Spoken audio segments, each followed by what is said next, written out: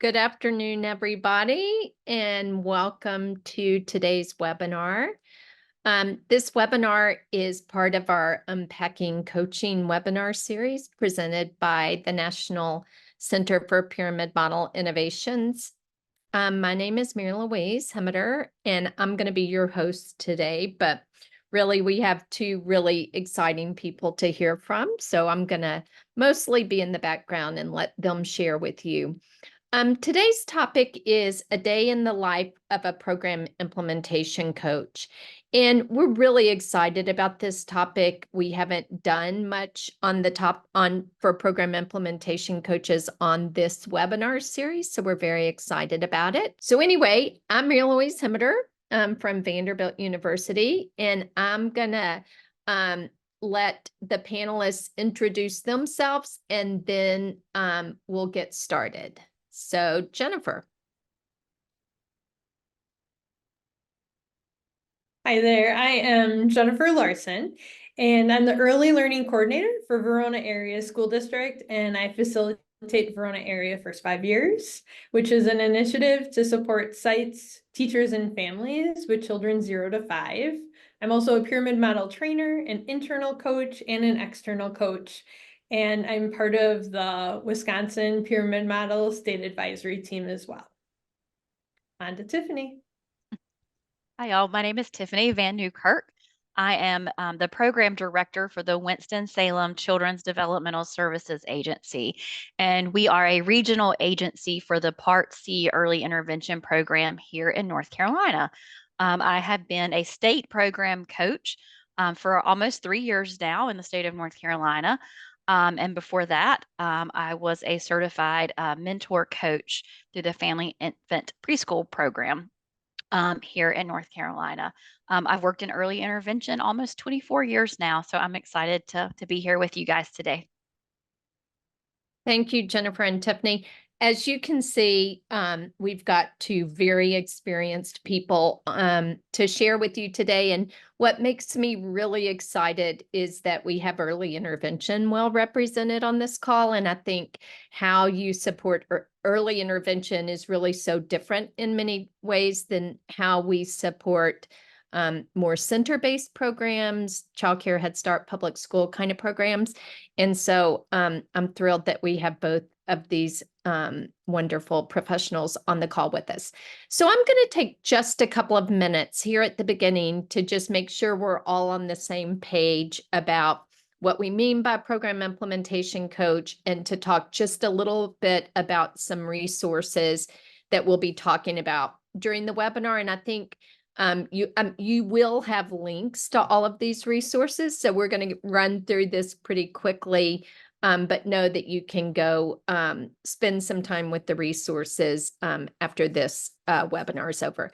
So what is a program implementation coach? We always like to make the distinction between a program implementation coach versus a practitioner coach. And so we think about practitioner coaches as those people who work directly with an educator, a home visitor, a teacher, a provider, right? They're providing direct coaching. They're providing coaching directly to people who are working with children and families. Program implementation coach, on the other hand, is someone who is guiding a team, a program, a community, to implement the pyramid model program-wide. And so we think of them more often as being someone external to the program who is supporting the team that is implementing the pyramid model versus working directly with practitioners. In our work on pyramid model, we talk about 4 essential structures to our work in states, one being the state leadership team, one being the professional development network of coaches and trainers. And so that's kind of who we're talking about today. And then, of course, the demonstration sites and the and data systems. And the program implementation coach really can be working with any of those structures.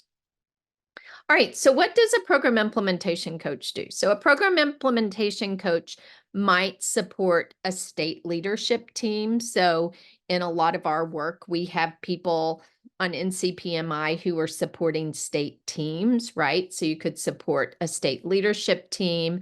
A program implementation coach might support a community-wide leadership team or a program-wide leadership team. And a program implementation coach might support individuals within those programs. So in a lot of the work we're doing right now, the program implementation coach is providing a lot of support to the practitioner coach, because in many of our programs, the practitioner coach, the person who's coaching the teachers in the program, are just learning coaching. And so the program implementation coach is supporting the practitioner coach. They might also be supporting the behavior specialist. And I think the way to think about it is that the program implementation coach is supporting the program to build their capacity to do this work without us. That if a program implementation coach does their job really well, they kind of work themselves out of a job, right? Because the program builds their capacity to be able to do those things more independently. So that's what a program implementation coach is. Let me just talk and what they do. Let me talk for a minute about a few resources that we have to support this work. So the first one, and probably really where you can get everything you need, is in what we call the Pyramid Model Resource Collection on Program Implementation Coaching. And what that means, an easier way to talk about that, is to show you kind of what the table of contents or an overview of that collection looks like. So on this, on the screen now, you see these 4 areas. So we've taken all of our materials related to program implementation coaching, and we've fit them into one of these topical areas. And then within each topical area, there's a whole assortment of materials. So there might be fact sheets, there might be tools you can use like coaching logs, there might be a webinar, one of these webinars. So if one of the things you're doing is supporting coaching, there might be some coaching webinars. There might be training materials, there might be video examples, but they're all organized. That you can find these materials on the NCPMI website by just searching for the name of the material, or you can go to this part of the program implementation guide, and each of these things that you see on the screen right now are live links that will get you to the specific tool that you need. All right. Another thing for any of y'all who are doing program-wide or community-wide implementation, a lot of the work that we do with leadership teams is structured around the benchmarks of quality. And so I suspect many of y'all have seen the early childhood benchmarks of quality, which is really the tool that the leadership team uses to plan what they're going to do around implementation and to kind of monitor their progress towards that. And what's really exciting is that we have benchmarks of quality for center-based program-wide implementation, for community-wide implementation, for family child care implementation, for early intervention implementation. So really, whatever kind of group you might be supporting to implement pyramid model, we have a benchmarks of quality tool that can actually structure that work you do with teams. We also have implementation manuals for the actual team. And we're pretty excited about this slide because we've had the implementation manual for center-wide teams, for program-wide implementation in center-wide and center-based programs for some time. But we're just about to have a similar one for early intervention for programs that are trying to implement pyramid model program-wide in their early intervention system. And these manuals are actually meant for the people on the teams, and they basically are structured around the benchmarks of quality. And so for every critical element on the benchmarks of quality, there will be tools and suggestions for how to do things in these manuals. And then the last few tools that I want to talk about, it really have to do with coaching, and so with practitioner coaching. So using practice-based coaching to support practitioners in their implementation of pyramid model practices. And what's nice about what we have found in our work is kind of key to being successful is having practitioner coaching working well within our programs. And so both of these guides will help you support programs to implement practice-based coaching, both how you do it and how you plan for it. And then finally, every kind of coaching we do, we use a coaching log, and we use coaching logs as a way of documenting what we're doing, planning what we're doing. And so we have a coaching log that external coaches can use to plan the support that they're going to deliver to programs, but also to kind of monitor how they're providing that support to programs. And the log can answer a whole bunch of questions for you. It can, if you're consistent about using these logs, the logs can provide you information on what kind of supports you're providing. You can go to the next slide, Ashley. What kind of supports you're providing? Are the supports you're providing focused on the goals of the program? What are the delivery methods you're using? Are those working? Am I doing the things that I said I would be doing? Are these activities meeting the needs of the programs I'm working with or of the coaches I'm working with? So anyway, those are just a few of the resources. Feel free to shoot some questions into the Q&A if you want more information on any of them, but I think that there's a link to all of the resources in the chat right now. So, all right, so we're going to jump into this and talk to Jennifer and Tiffany a lot. And I'm just going to start by Jennifer, asking you to talk a little bit about what led you to your role as a program implementation coach. So a little bit about our community. Our community, we have 15 community childcare sites that I work with, 16 programs in those sites, and then they're birth through 5 years old. And so we have approximately 1,000 children in those sites, and we're starting to just currently work with our in-home providers as well. So how it all really began is we started a community-based pre-K program or 4K program in 2012. And we thought we had prepared the teachers, the directors felt like their teachers were ready, and everyone showed up for the first day and the behaviors happened at a rate that I myself could not support. All I was doing was reacting every day, all day long. I compared it to popcorn. And so I was just popping from one place to the next. And we had approximately 5 or more incidents a day that we would put in the crisis situation that I would get called out to, according to our protocol. And so in February of 2013, that same year, I attended a conference about the pyramid model, and the pyramid model leadership team was leading it. And I just listened. And I went back to our directors the next week and I shared my learning, and they all agreed that we needed to try something, that it sounded positive and supporting.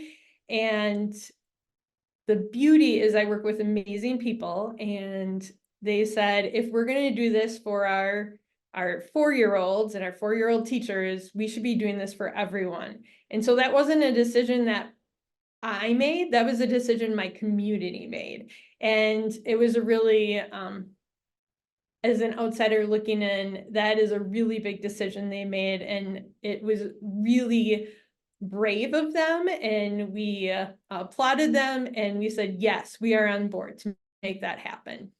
So the summer of 2013, we hired pyramid model trainers and we trained 75 staff members in our community. And that was the start. And instead of my phone ringing 5 or more times a day with a crisis, right now it rings about 1 or 2 times a year. And that's the pyramid model implementation difference. So I facilitate Verona area first 5 years from all of this happening. And my main role is to support program implementation.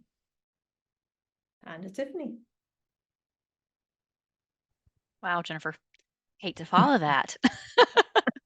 So early intervention in North Carolina is very, I'm going to say we're kind of in the infant toddler stage of implementation still.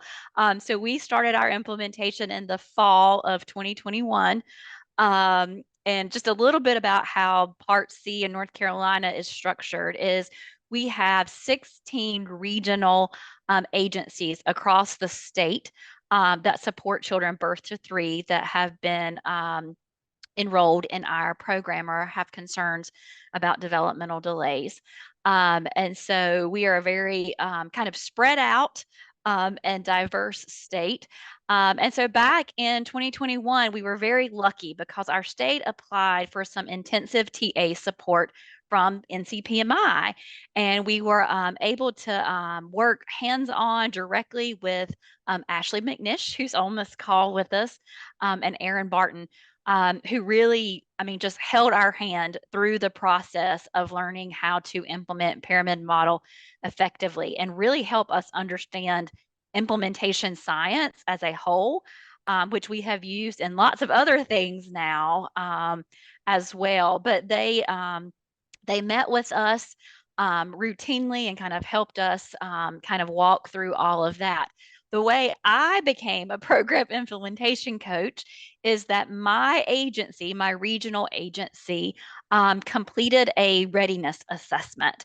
And we were identified as the first phase 1 site in North Carolina to implement pyramid model implementation with our population for Part C. And so our site was the first kind of out the chute, I say. And in doing so, I had been, as I mentioned earlier, a mentor coach already and certified to do that coaching support for staff and clinicians previously. And so I was the leader of the local team at my agency. And then at the same time, I was learning to be a larger statewide program implementation coach. And so currently, I'm supporting other agencies now, regional agencies across the state, in their implementation of pyramid and their programs. But I started kind of learning with Ashley and Aaron and kind of learning from them, and now I'm supporting other centers in their implementation. It's so exciting to hear y'all talk because, Jennifer, I know about kind of the long history of pyramid model work in Wisconsin and how it's such a testament to the work that they've done to build this system that you're only getting 1 call a month, right? Or however often you said. And Tiffany, we are in the beginning stages of thinking about this in Part C, that you're really leading this work in many ways. So, all right. So I want to just ask you each to talk a little bit about what are the primary activities you engage in as a program implementation coach. So I can get started. I had said that we had 16 programs in our Wisconsin program. And so those 16 programs, we did a slow implementation. So we currently have 10 of those programs that are in what we consider full implementation. And out of those programs, we have 2 that are at fidelity that have me just as an external coach. I'm no longer an internal coach in them. And we have this really scripted plan as to how that happens. And we really make sure it's sustainable before I kind of back away from those roles. In order to do that, we have 8 programs that are getting coached to fidelity yet. And that independence and stability piece is what I'll talk about a little bit later. But in order to, Tiffany mentioned this as well, how do we get started?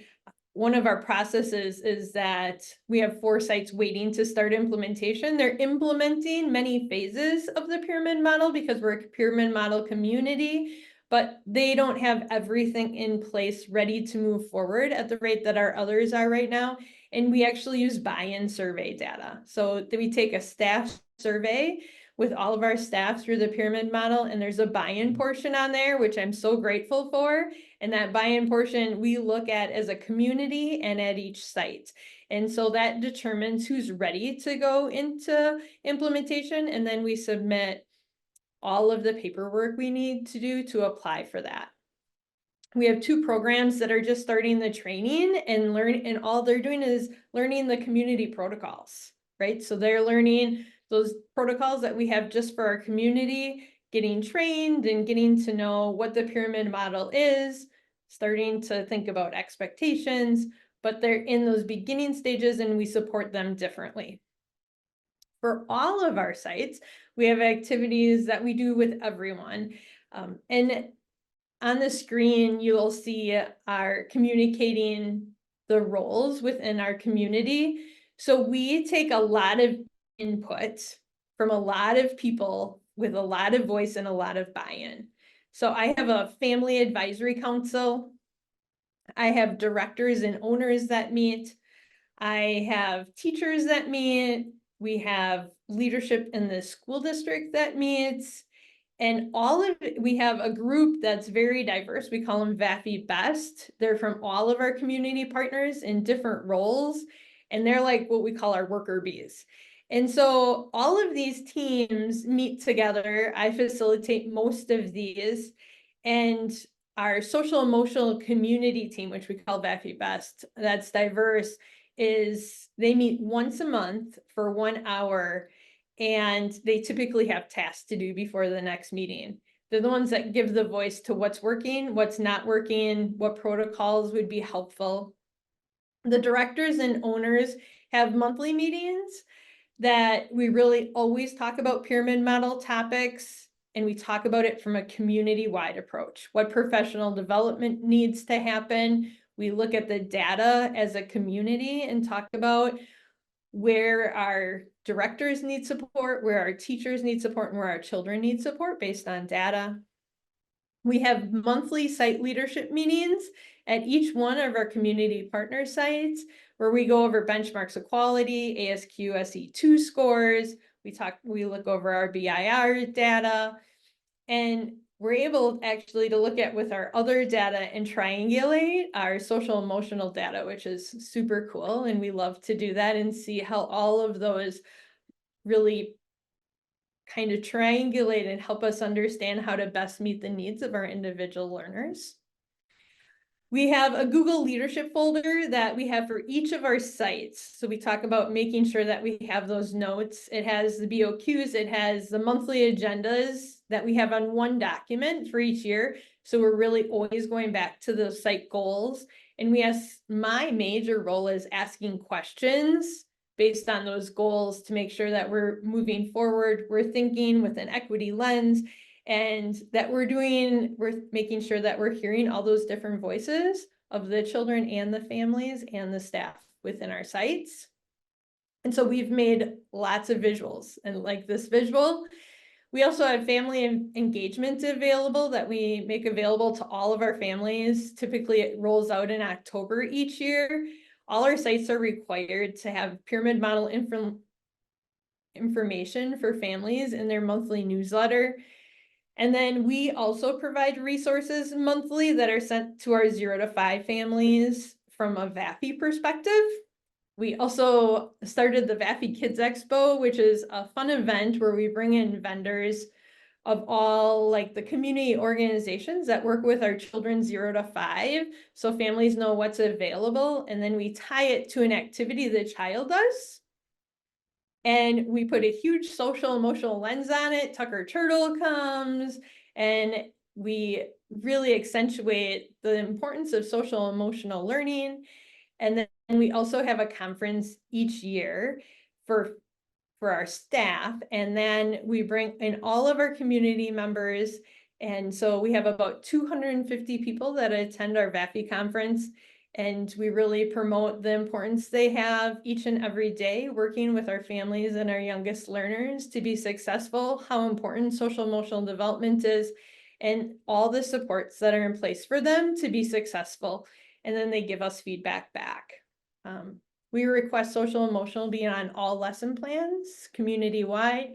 And then we also have parent-powered text that we do in the state of Wisconsin. It's available to us, and it has beautiful social emotional activities families can do at home. And so it just accentuates what we're already doing in our community. On to you, Tiffany. So I am very lucky in North Carolina to have 5 other state program coaches that I am able to partner with and team with. And so the way we have kind of structured our activities is we kind of divide and conquer, so to speak. So when I shared earlier, we have 16 agencies across the state of North Carolina. So of those 16, we are implementing Pyramid in 3 currently. So the agency that I'm the director at, as well as 2 others. I am the direct program coach for our second implementation site. And we've been working with them now about a year and a half. And I have a partner program implementation coach that works with me. And so she and I really take turns supporting that particular agency. But as a team of program coaches, we meet at least monthly, sometimes more than that, to problem solve and bounce ideas off of each other. But we are training our employees as well as contract providers throughout the state. So we provide those pyramid practices trainings and all of the other wonderful support that comes with that.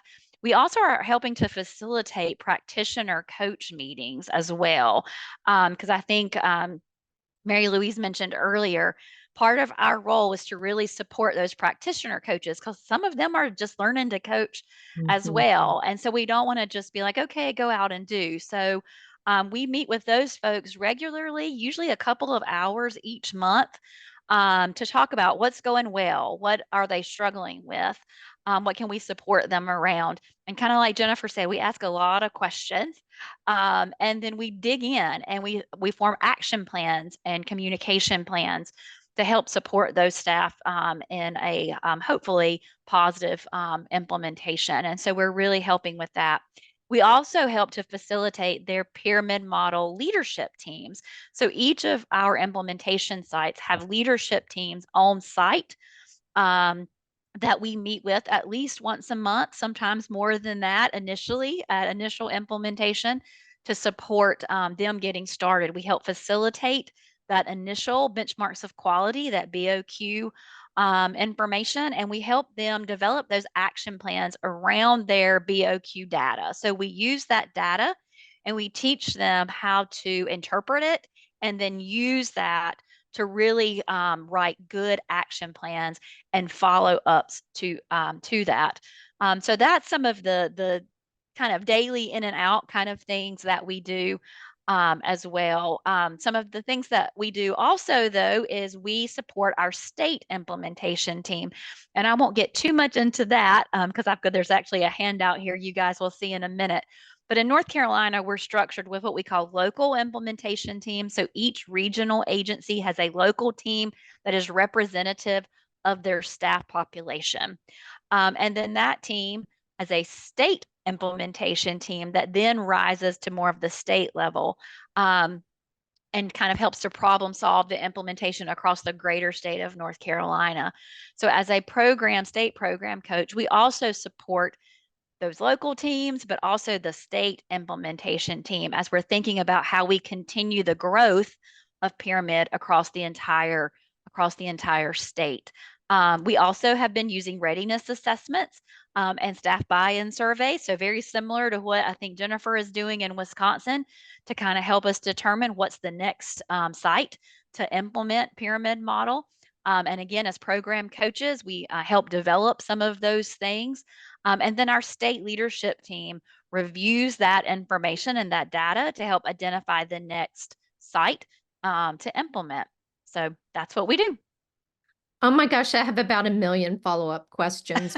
But I'm just going to make one point in that because we could stay on this all day. But I think what's so interesting about what both of y'all talked about was this notion that you're supporting state leadership teams, community teams, and then Tiffany, you were talking about supporting, practitioner coaches. And I think that's one of the cool roles of being a program implementation coach is that you're getting to do kind of those different levels of support. So, all right, so let's move on. So as we're talking about that, I'm thinking, how do y'all manage this? So I guess talk a little bit about, is this your only role or is it one of your roles in your job? And how do you manage it with other things you do?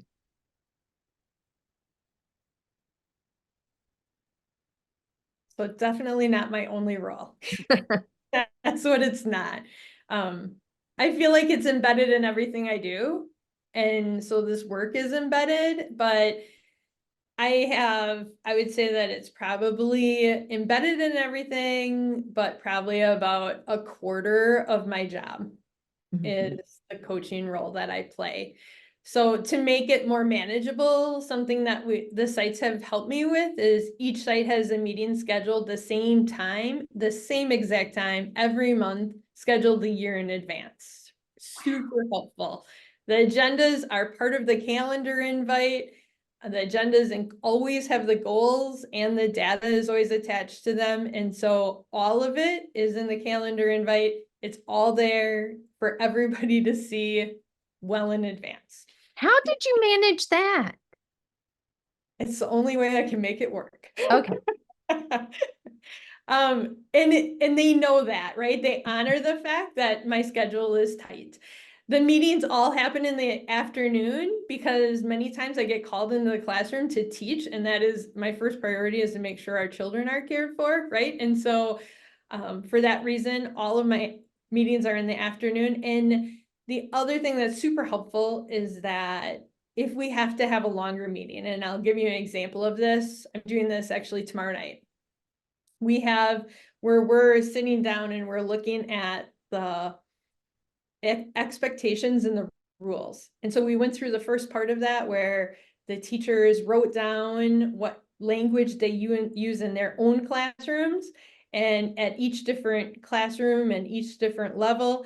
And then the leadership team is bringing that all together to bring some focus questions and understanding so that we can really be intentional as we make final copies and we share that with families to get more feedback.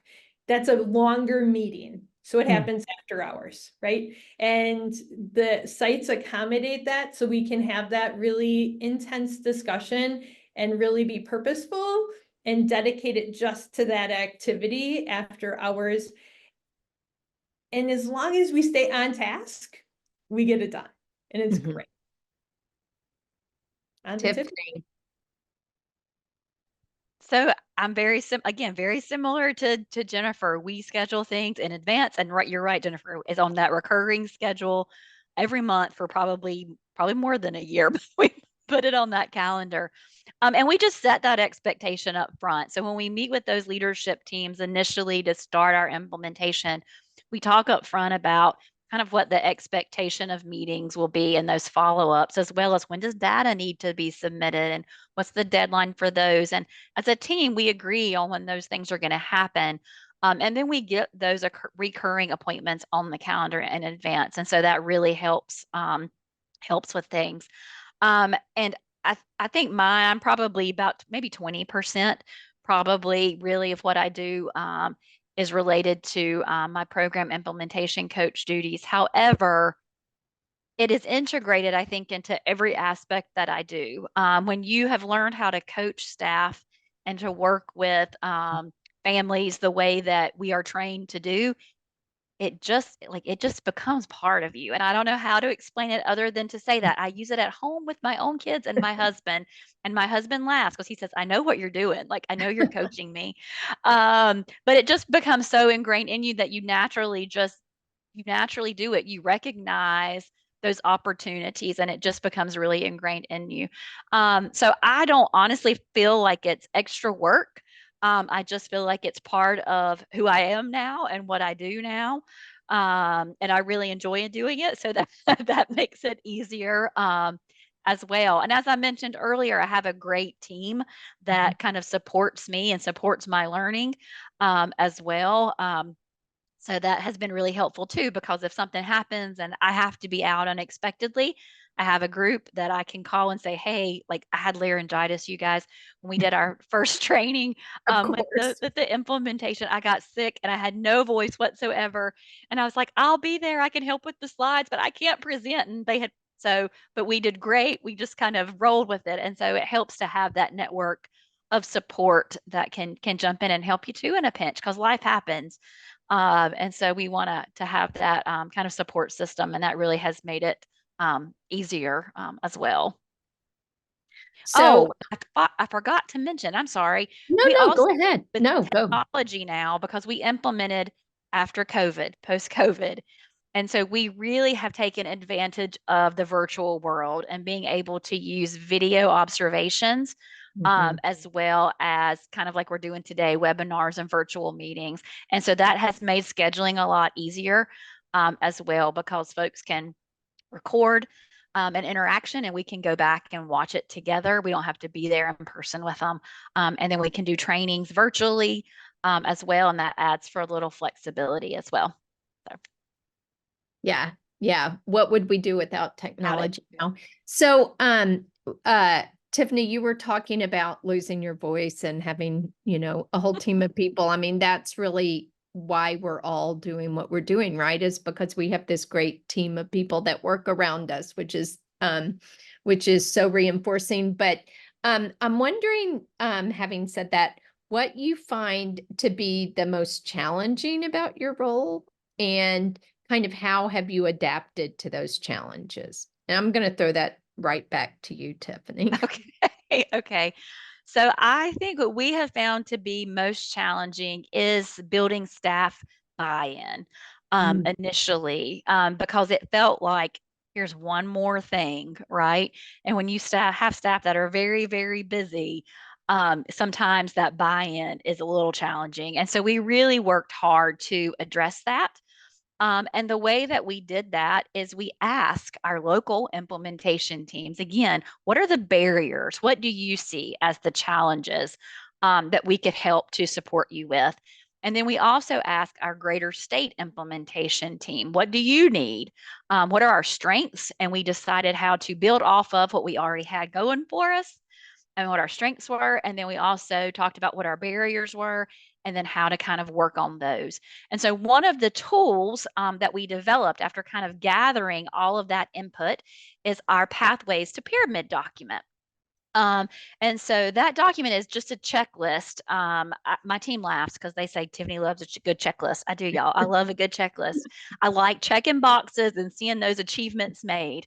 And so our Pathways to Pyramid is just that. It's just an easy guide that helps our other agencies to kind of get the work started. So while they're waiting on their turn for implementation, it's just a list of things for them to consider that they can go ahead and be working on to kind of introduce pyramid and social and emotional to their staff, to kind of start building that capacity and that buy-in. And then also helping them to tie that work with what they're already doing, because we don't want staff to feel like it's siloed, right? We've been doing coaching in North Carolina since 2018, I think. And so building on that capacity and helping them see this isn't something new. It's just a new way to use the skills you've already got. Mhm.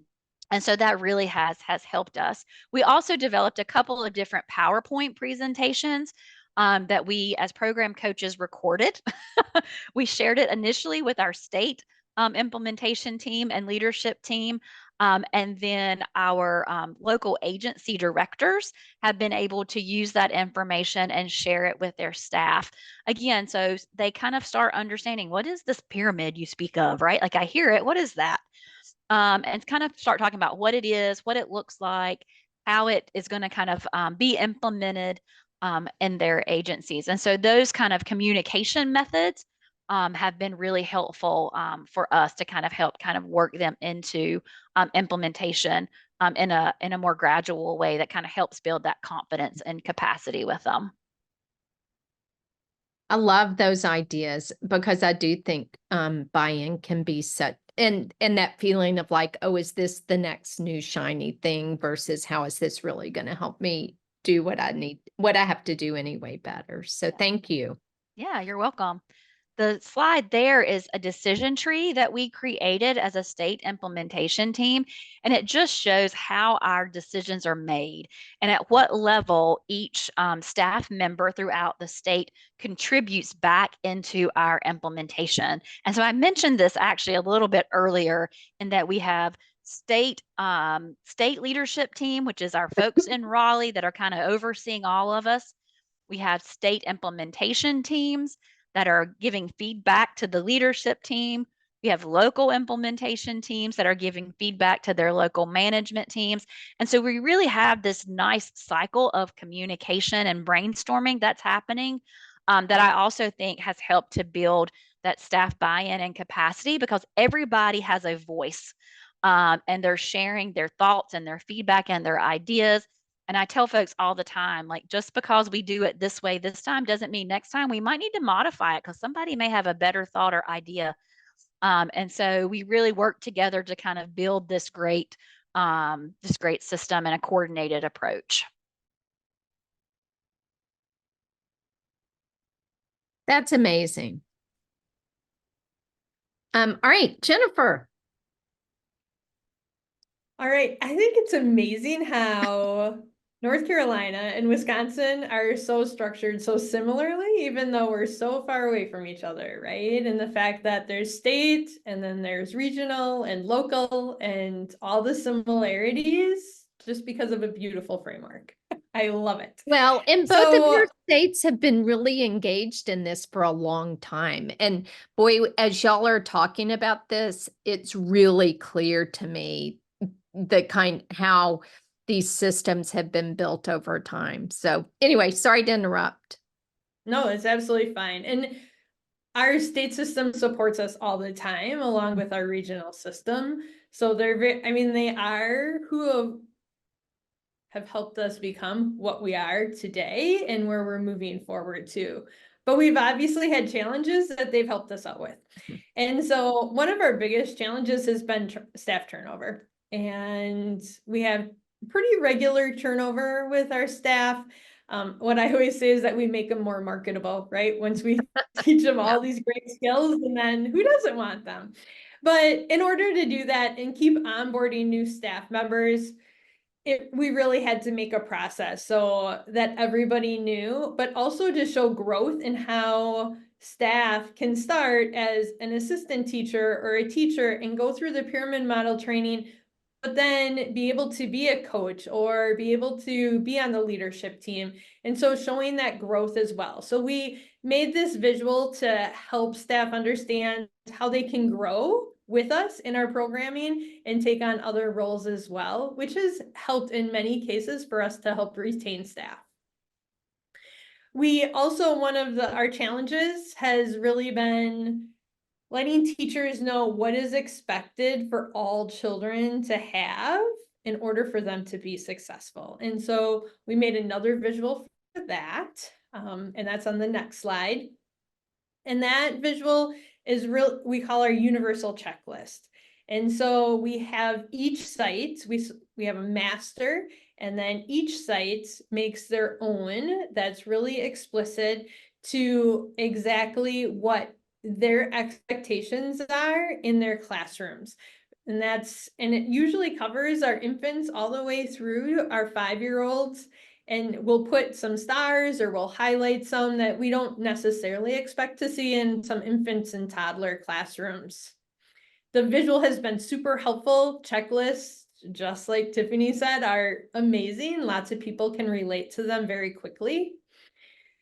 And then another challenge we've come across is getting everyone in the community to understand what we do to support sites, teachers, families, and children. And so we actually have 2 documents on here to help with that. One talks about the process and one is the actual support. And so the one that's kind of that light orange and gray, that's our process. That's the process that people go through in order. Uh-oh. Are you there, Tiffany? Yes, ma'am, I'm here. Okay, let's go to the next question and hopefully Jennifer will come back.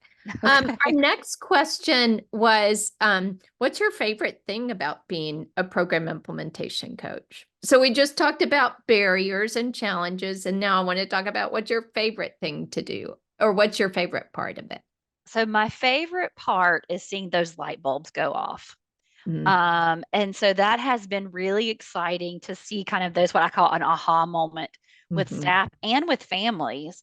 So being an implementation site myself, it's been really fun to hear the feedback from parents that have been receiving physical therapy in their home. And they had the moment of, I didn't realize how this physical mobility was tied so closely with social interactions and social and emotional development. Um, and just, those, again, those little aha moments. The other thing that I really love, and you guys are probably going to laugh, but I am a total data nerd. I love me some data. And so I have really enjoyed the structure that Pyramid has with the benchmarks of quality and the EPFIs and the early intervention checklist that staff use, because you can really use the tools and the spreadsheets, and the graphs are beautiful to be able to show your programs and your staff the progress that they're making. And it really encourages folks to kind of keep on keeping on, because you see those nice green bars just go up. And it's really nice to be able to see the data and then be able to use that data to support your staff and what they need. One of the things that we have really learned to kind of embrace is when the data is not going our way, right? When we look at it and we're like, why are we not making the progress we think we ought to be making? What's happening?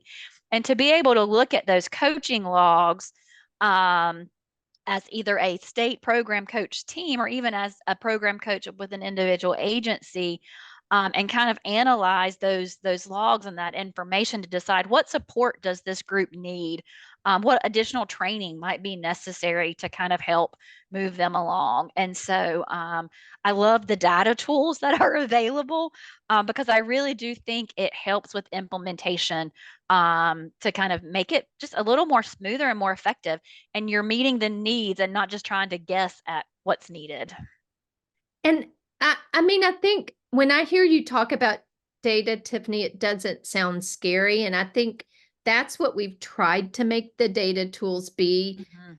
I think 2 things happen with data. One is that we collect data and never use it. And the other is we don't know how to use it.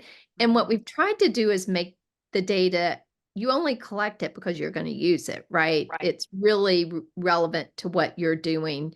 And we've tried to make it as easy as possible to use. And so it's really good to hear you say that. And I think it encourages staff, because I think when we talk about staff buy-in, a lot of times we Mhm. collect data, but we never share the results of that data back with staff. And Yes. we have Yes. learned through Pyramid how important it is to share that data back with staff, Mhm. and let them know how we're using it. And then again, getting their ideas, based on the data as well, has been really helpful. And to not make it scary. I mean, I Scary. think data can be used. People are used to data being used in more punitive ways. And so then to see that it's really being used to help inform us how to That better support professional them. development, really. Hmm. Yeah, yeah. So I'm getting a question that I want to, while I have your focus, Tiffany, that Hmm. people are wanting to know if you're going to share some of the North Carolina resources. And I don't know the answer to that, but are they available on I think they are, Instagram? but what we have talked about today is available, on the Okay. website. Yep. All right. So Ashley will make sure that people have access to that. All right. I'm going to see if Jennifer can talk. All right. Well, Tiffany, let's try this. We have one more question, which Okay. is, what advice would you give someone who's new to the role of program implementation coach? So you've talked a lot about things that are working, but boy, it could be scary to say, okay, I'm going to start doing what Tiffany's been doing. What advice would you give that person? So I would tell you guys the same thing that Ashley told us at our first meeting, and I will always remember this. But she said that this is a marathon. It is not a sprint. Mm. And so you have to be patient because implementation takes time, and to do it right, it takes time. And so even though I'm a person that likes to check the boxes, I have learned to slow myself down a little bit and really move at the pace that's best for my staff and our teams. And so that is probably one of the biggest things I have learned is again that it's just a process. And it's okay. It doesn't all have to be done overnight or in a month. It's going to take some time and kind of go that way. The other thing I have learned is to ask for help when you're feeling overwhelmed, and you inevitably will, because probably most of you guys are like Jennifer and I, in that you have lots of hats you wear, multiple roles that you do. It's okay to ask for help or to take a pause. Mhm. Periodically we've said, we're going to take a month and we're not going to have meetings. A lot of times in December, between the holidays and kids' school activities and everything else, sometimes we just take a little pause Mhm. with folks. And so taking a breather periodically, I think, is good for folks to be able to do that. But developing that network of support, that when you're feeling a little discouraged or you hit a wall when you're trying to support a team or someone individually, sometimes I know several months ago I was trying to help support an individual, and I felt like I was not doing a great job at it. And I went back to my team, my other program coaches, and said, I'm struggling. Here's what the wall I'm hitting. Help me out. And in Mhm. 30 minutes, I had all kinds of ideas and resources to be able to go back and use, because they coached me. Mhm. And so be willing to ask for help and be coached yourself, because that's how we all learn. When you were talking earlier about practitioner coaches, I was thinking about the coaches that work with me, and they've been doing this for years and years and years, and they still need support from other people when a challenging teacher or a challenging situation comes up. So I love that you said that. Jennifer, can you talk? I believe I can. I'm sorry. I totally lost internet here. So, thank you for your patience. But I guess I had an advice from our state team early on, and I think about it and I talk about it all the time. And that is the fact, and Tiffany alluded to this, that it's slow and steady, right? Mhm. You need to take it slow and steady. And I remember specifically two state leadership team members we have is Julie and Lana, and they are leaders. And they sat me on the floor in the library of our high school and they said, you need to slow down. And I did, right? I was like, no, I can do this. And they said, no, slow and steady. And Oh, poor thing. All right. So Tiffany, I'm going to ask you one last question, and then we'll just close it out. And that is that, what do you think teams struggle with the most? Um, and what have you done to support teams through that? Sorry, I had muted myself. Um, I think each team is very different. Mm. And so I think one of the things I have seen in my recent work is the time management. Because it's a lot to begin with when you're trying to schedule all of the trainings and the meetings and the coaching debriefs, is what we call them, as well, on top of, again, everybody else has other roles as well. And so that has been, I think, one of the biggest things that teams have struggled with, is just the time management component, and trying to do all of that. And again, I think we talked a little bit about how we've managed that, and that we tried to plan ahead and get on the calendar months in advance. The last group that we just worked with to implement with, we learned from the previous group. So when we did our readiness assessments to decide what would be the next agency to roll out, we went ahead and put the training dates on the readiness assessment. And we said, here's when these are already scheduled. Here's the staff that need to attend these certain meetings and these certain trainings. And is this going to be a problem? And if it is, go ahead and give us some dates and times that would work for your group. So we tried to kind of plan a step ahead and not wait till that first leadership team meeting to say, okay, well, now we've got all these trainings to schedule and all these meetings to schedule, because it was very overwhelming for staff that way. And so that really made our last implementation a lot smoother, because staff knew when they did those readiness assessments kind of what those days were going to be. And so they were already kind of holding them for us. I wish you had told me that about a month ago, because I've made some mistakes in the last month around that. Anyway, we've come to the end of our time. Tiffany, thank you so much. And Jennifer can't hear us, but thank her so much. And Victor, I'm going to pass it to you. All right. Thank you so very much to all of our panelists for their wonderful insights. Your feedback is very important to the work that we do. Please remember to provide your feedback on this webinar with our post-webinar survey by typing the web address shown on this slide into your internet browser or scan the QR code. Your certificate of attendance will appear once you submit the survey. We invite you to visit our website, challengingbehavior.org, to sign up for our upcoming webinars, access recordings, download pyramid model resources, and more. Thank you to our funder for making this webinar possible. This concludes our webinar. Thank you all and have a great rest of your day.